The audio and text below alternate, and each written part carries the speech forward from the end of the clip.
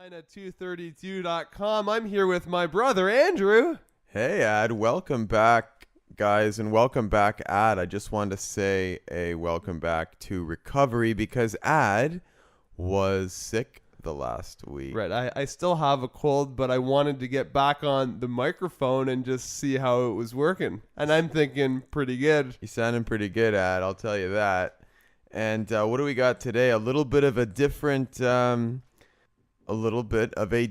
program today. We do have a little bit of a different program. I'm excited, definitely. What we're going to be doing today is sort of like an article that Andrew wrote, actually, and he's going to read it for you, and we're going to discuss some of the terms. It's going to be a little bit of not just slang terms, but some real words that you might hear in everyday written and spoken language, I would say. This is going to be a little bit more formal and topic-based, and we'll just get into it so you get an idea. We'll see how that goes. Yet hopefully informal and fun at the same time, I think. Well, we always try to make it and fun. Also, what we've been doing lately on the website, I just want to bring up that quickly, is we have discussion forums and the blog now. So get on the website and start telling us, some ideas and talking about to other members of the website, and you can learn English this way as well. Yeah, actually, for every lesson now, instead of just the comments, we're going to open up a discussion about the website, and we're all going to get in on there and chat about it. Right. So just go to the discussion forum, and you'll easily see each lesson starting now. Right. Starting with today's lesson. So anyway, let's get into it. I'm going to read the article that I had written. Right, and what is today's topic, by the way, Andy? Fear. Oh. Fear. You scared me. I scared you. All right.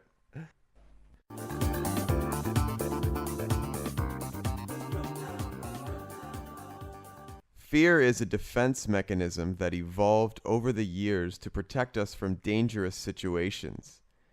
If you weren't afraid of dangerous things, then you'd be more likely to engage in dangerous acts. Imagine you were on the top of a mountain and you weren't even the least bit afraid of falling. You would walk around just as you normally would on the ground.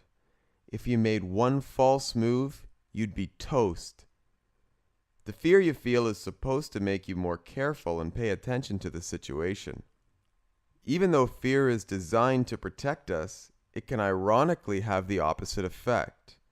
Fear can be misplaced and prevent people from doing things that would be beneficial to them.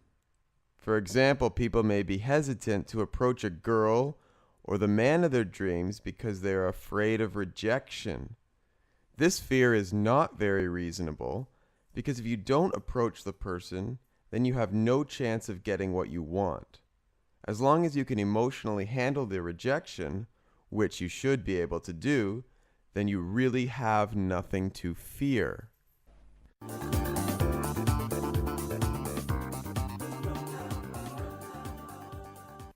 Ad. Wow. I'm not afraid anymore for some reason. That's interesting. Pretty deep. Wow. Okay, so a little bit of a different style, but very useful words and phrases. And we're going to talk about them now. The first one we might notice is, I just want to mention one more thing. Get on the website. Some people have said that we don't have the transcripts, but if you go to the website, I think you should be able to find them under study guide. Very good. Thank you, Ad. Okay, the first one, defense mechanism. I love this term. This is a great one to know because it's fun to use.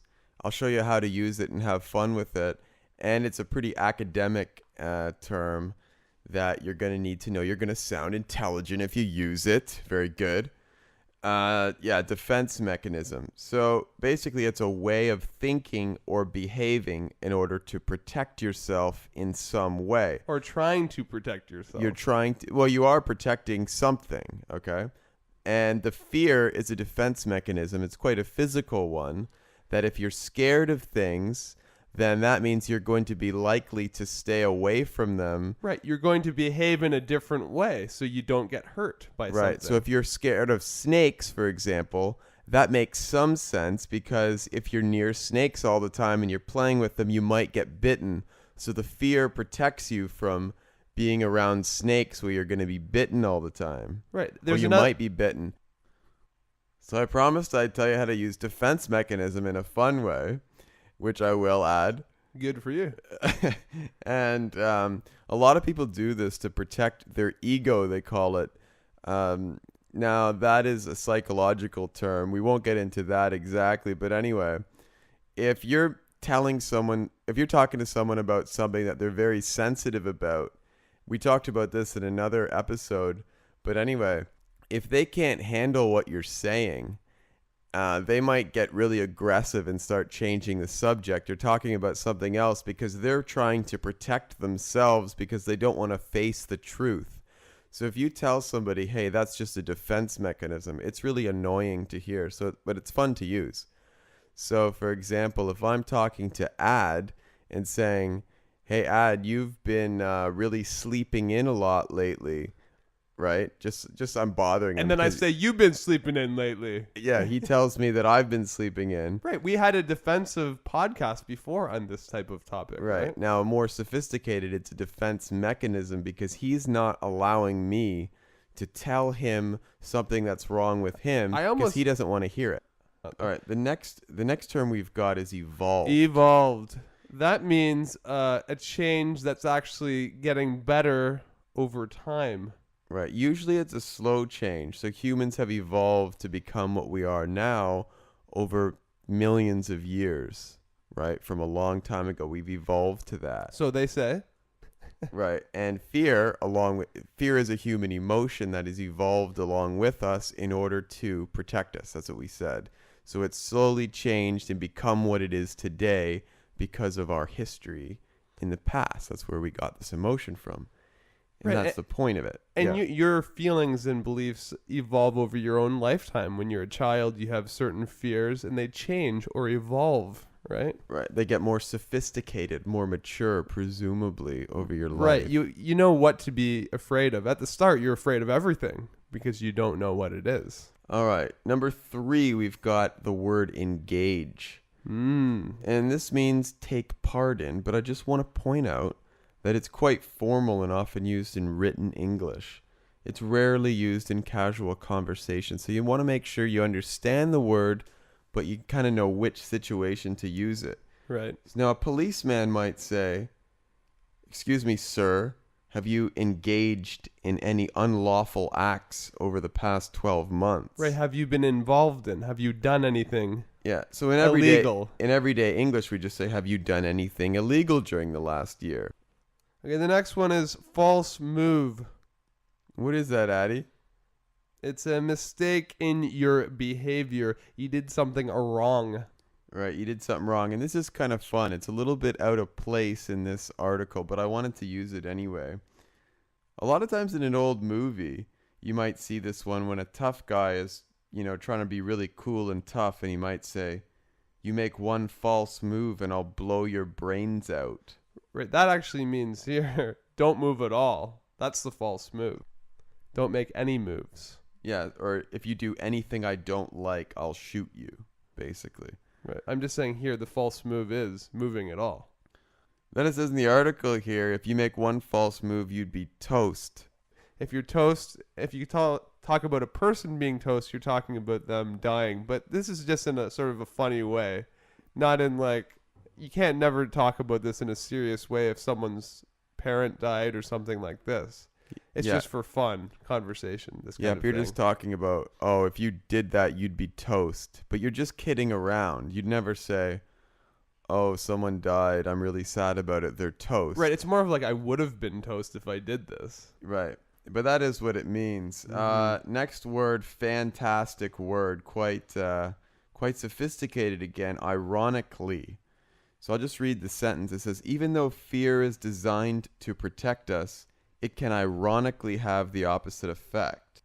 It has the opposite effect of what was originally intended.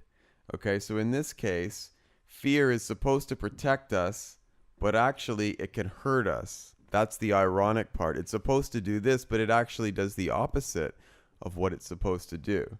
Okay, a couple more sentences. The government raised taxes to put more money into education, but ironically, they raised less money than under the original tax policy. So they were trying to raise taxes to get more money, and they ended up collecting less taxes than they did before. So that would be ironic. Right, sort of a surprise here.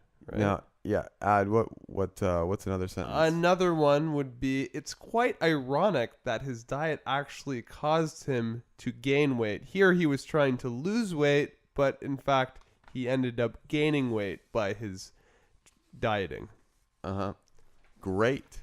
Then we've got hesitant. How would you define hesitant, Ad? Well, I usually don't define myself like this, that's for sure.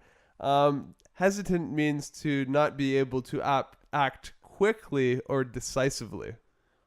Okay, so if you take a while to make your decision, you're being hesitant. You're hesitating. Where you're thinking too much or not doing something. So he was hesitant to jump into the pool because the water was a little cold. So you can imagine this guy standing at the side of the pool, not jumping in. He's hesitating. Maybe I would, if it was me, I'd probably walk along and push him in, because that's just being a baby standing by the pool like that. Oh, well, maybe actually, so. No, actually, I should be honest with our listeners. No, I never do that. Well, especially because Andrew doesn't like to get into Because- the water so quickly himself. Because I'm afraid of cold water, it's true, and I don't like when anyone does that to me. Right. That's really Then the he would reason. be a hypocrite, right? Exactly. Okay, another one would be, what else can we say? The boy was very hesitant to approach the beautiful woman at the circus. Why at the circus? I just thought at a different venue might be nice. And why would a boy approach a woman? Well, he was, yeah, well, and he was hesitant, and I don't think he did. He had to wait to become a man, I suppose. I think so. He had to wait a long time. Last one. Actually, one thing about hesitant again is usually there's a reason why you're hesitant to do something, right? Yeah, you're scared of something, or there's something that you're hoping won't happen. You're worried about something. Right, you're worried about some result. Right. You don't want to take the action because you think if you do take the action, it might not be great. Something bad or embarrassing could happen. Right. Okay, the next one is rejection. Nobody likes being rejected. It's being unaccepted. And it's a very bad feeling for humans, and that's why we're scared of it. So we said here somebody might be, afraid of rejection, which means what, Ad? They're afraid that the person might not accept them, so they might feel scared. Approach anxiety, we call it. They might be scared to go up to the girl or the guy. Shy. They feel shy for a reason. That's really what shyness is in some way, right? Mm-hmm. You're scared of something, some You're- sort of social reaction. Yeah, you're afraid of some kind of reaction where you might get embarrassed or your feelings might get hurt or something bad might happen to you. Right. Now, in this case, it's you're afraid if you go up to the person of your dreams that they're going to say, "No, I don't want you." And then you're going to feel rejected, unaccepted. Right. Most people aren't scared or hesitant when they already know what the result will be. Like Right. if someone says, if you walk up to that guy, I guarantee he will give you $1 million. I think you will do that. You won't be so hesitant. There's one subtle point to bring up, though, Ad. They have to know what the result is and like the result. Oh, that's also true. If I told you to jump off the 7th floor apartment, And you will be toast. onto concrete, you would probably know the result, but I think you'd hesitate. I would, unless the result would not be the opposite of being toast, I think. That would be ironic, wouldn't it? That would be ironic. I wouldn't try it. Don't try that at home for our listeners. Okay, so hopefully this lesson, it's a different style. We haven't been on the mics for a while because I've been being a good brother and taking care of Ad. Haven't I, Ad? No comment. Ad? Okay. Thanks, guys. Great lesson again. China232.com. You know the website by now. Go there and enjoy yourself. We're going to see you real